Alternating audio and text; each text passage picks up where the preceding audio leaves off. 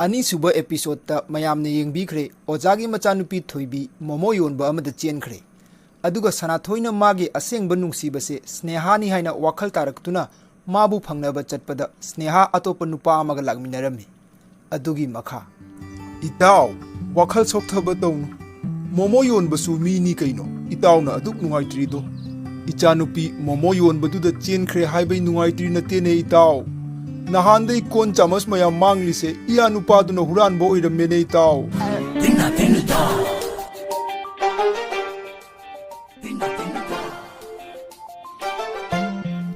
स्नेहा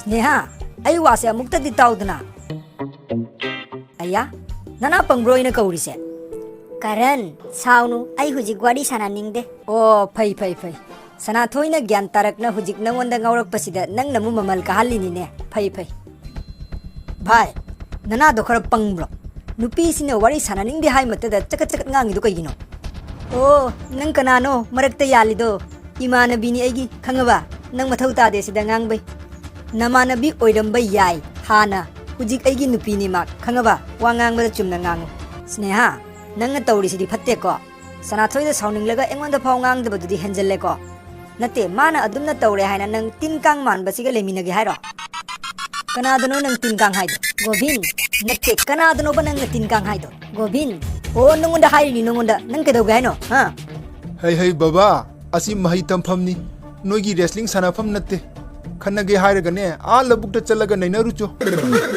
ओजा लाकपै थादोक पिरबनी नंग बाबा यारे यारे फमु नमानबा सनाथोइदि लाक्टर के दौरे ओजा मा मसा खरा नुआइते है अदुना लाक्तबनी अनौब लेसन हौगे तौबसिदि नोय नोंगमा अमा लाकनी अमा लाओय तौबदा अदुम हौ ngamdana लेदोरिने ओजा मागी तमक्तबु अखोय मयाम पुनमक लेपकद्रो ngasi अनौब लेसन दो हौबिरो ओजा मदु मीदुबु ngahak somda थाजबा याबा मी नते ओजा आइदी कुइरे मांगोंदा थाजबा थादोकपसे ओजा सु थादोक पिरो बेमा अइना नोंगदा हंखिब्रो होय बाबा आई ममा बाबा ना फै हाइबदो याय आई करीम अकाइबा लेते सनाथोय होय लाइरो नंग चंगौने नंग नसा नुआइते हाइदुदा हंगबा लाइनी अस इसा नुआइतबगा नतेदा भाई वाखल नुआइत्रिनी तो ओसे नंग सिमा याम खनबा हेंजन मल्ले भाई आइदी खल्लिनी बोरिस बोप की ड्रामा ऐसे तो थारगा फजना अमता चोंगे आना नुपी से असेंग की ड्रामा क्वीन ओइरमे भाई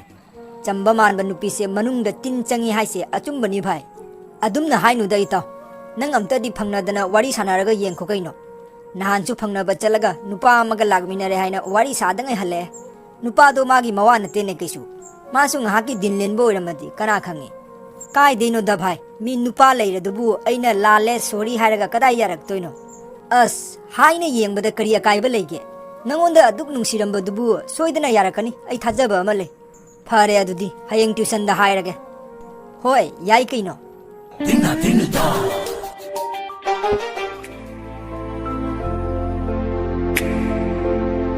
Nanga atiyani lamba fangla roidaba aina malemi injabata ngai horaba ikochina thanga lui soke khali manamde fangla boy khallu oh hero करी पोस्ट तौरिनो शाहरुख खान नते नंग तुमिना नफम द फमुचो अस अकोय ओजा सिमा ओजा नंग थमोइगा पांद्राबा नुक्सिबा का हाइदो खंगद्रो ओजा करी हनुबो एंगोंदा नंग नुक्सिबा ताकपिगे हाइरो चलो चो नफम the अंगांसा ngasi di YouTube ta video karamna phawon gani haibdu khangminasi nasa nasagi leizariba mobile do puthoklaga camera hangdoklo aduga jagoi pangsa ta saw pangnik ta ni u video adum phawradame aduga jagoi saba haitaba nikpa haitaba migina noina chak chaba matamda video lawraga YouTube ta thangalu adum phawradame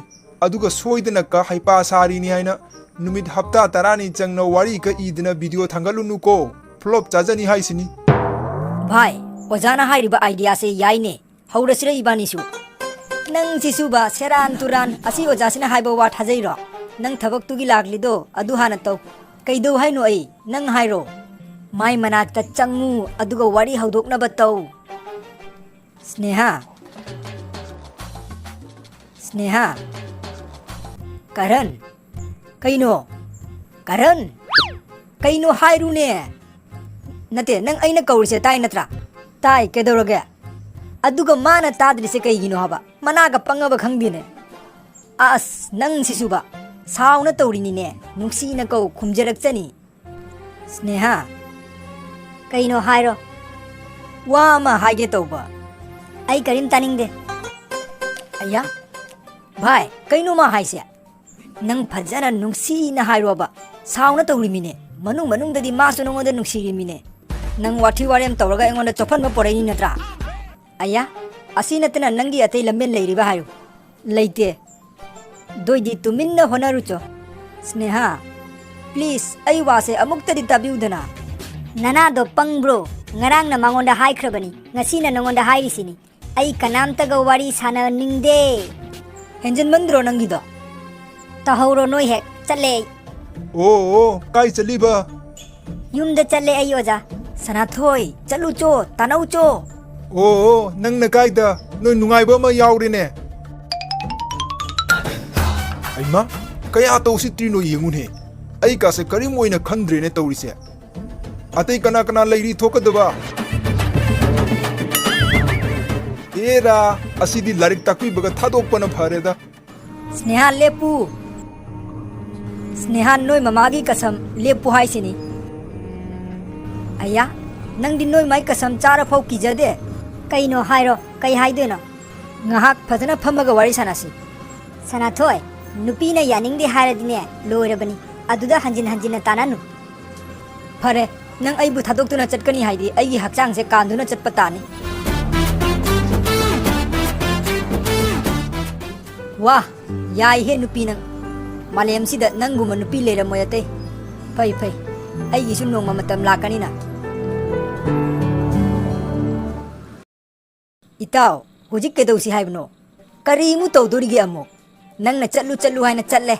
Aduga nupi duna aibu miyam mamangda kanduna chatpi khare. Atei kyam chophan gi haino. Nongonda di kanana lambi duga hippuchu hagi aba. Yengu nupi haise yarakpada matam khara changalli. Nang na hana tawkhiba matawduda sauning na tawri oramgani kaino. Saure do phare. Lambi lama khangda ai thabak sida khongpak na nela chakrini ne. Adumna kana tawnage haba. Ngaikho, nang sneha pambra natraga pamdabra hairo. Pami. Pamadi napal tawdana aphau saba yaroi baba. Mangonda haija tani, nonjaba tani, dugatani yaraktoiba. Ai haidi phajaba idea ama leire. Nang magi makhong pairaga haijaro, soidana maki yaraktrobani. Chalo he ada, nakok phatra, ningthaugi machani ne ai, khangaba. Akoi baba se khunda ningthauni aina mayam punamakna khangnai ni.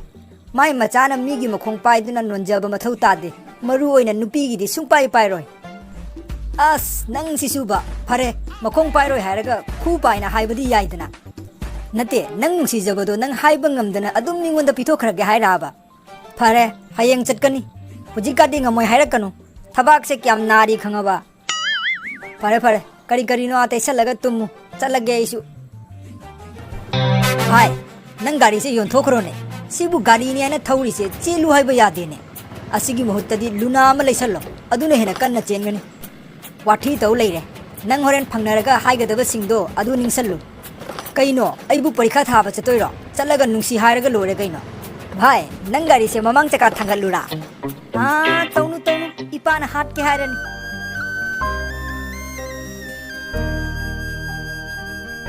Sneha, ngasi dinda se yam nungai natra?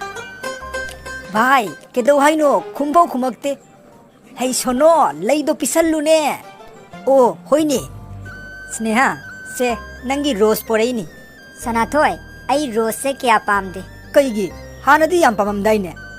Hanadi atopa kayasu apamba yam leiramni. Hujikti pamdre. Sneha, nang engonda ataiga kya mohan ki gyai no. Adu haibe kaureiro sida. Ai khangiya ba, ai lankhre haina. Adu sorry hairedana. Sanathoi, nang kya laina sorry lankhre haiba ngamino. Aina wakiba ahin kya tumkhidaba dudi khangde nang. Nupi aduga leminari ngaidadi nang nongmata hingiba sikraba phau hangakte. Hujikna nupi do atopada chenkhraduda nang ai ningsalaini natra. Aya, adui tamak sorry hairedana atai kai hairoi no. Nangi tatto engonda tawrakanu. Nini matungda nupi ma ubada dugi tungda chenkhidoini amuka. Phajana khangi nang na tawdo. ai tani angaubi tawna mong cha de khang khang na nongonda ngaurammiba hujikti ne nang nasakto yengningdre khare chappi khro cho oi kaino nang haido noi napagi lamro se ngasai di nang wathi warem se ta ga na tarai ni ai se ningthogi machani khangbra ipunsi dane kanam da asuk yam nonjadri khangleba nang di nangonda khara haijare aina ai thakka dore ne aduga aduk yam sori do atopa da hairamaba ngasai na ai thun da cham kunthra line lengani khangaba aduga ne wa ma haike taw ai ne nang tanarak panate nang na ahan bada ai thun tanarak pani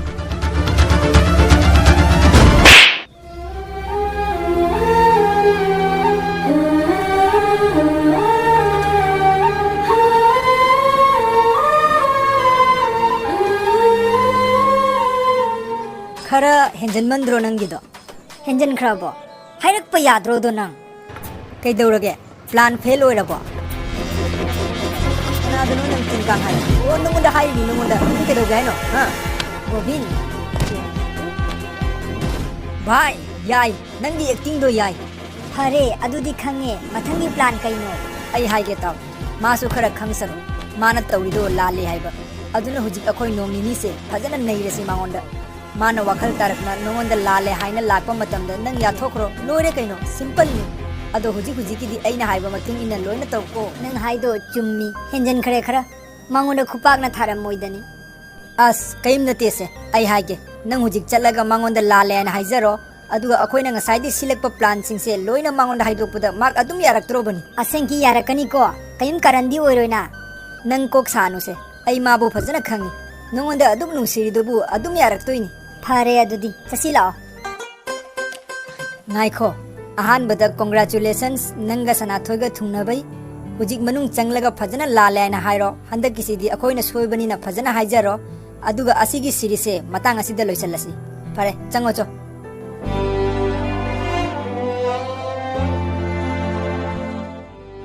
Ibungo namaga aigana a awang lakai de nupi macha ama yengi imo oina ba haina nang kari haining ba lege hoi baba ai mama baba na phai haibado yai ai kari makai ba leite Ikuchina thanga lui soke khalima ai gisum nong matam lakani na khaluwa paisim dunya ramde ram alai tani gi nang sibase thana